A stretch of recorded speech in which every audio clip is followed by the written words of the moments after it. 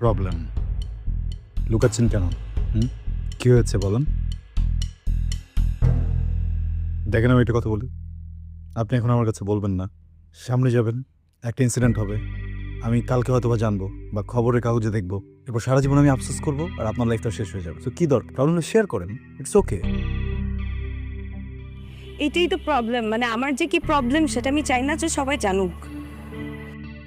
সবাই কেন জানবে? মানে আপনি আমাকে চেনেন না, আমি আপনাকে চিনি না, রাইট?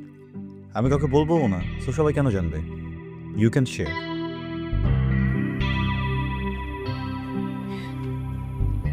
ওইটা আসলে আমার বাসার রাস্তা, কিন্তু ওই রাস্তায় না অনেকগুলো বড় বড় কুকুর।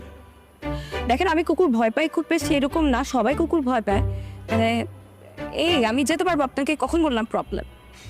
না ইটস ওকে, মানে আমিও ছোটবেলায় কুকুর ভয় পেতাম। আমি এগিয়ে দিই। এখন আর কুকুর ভয় পান না?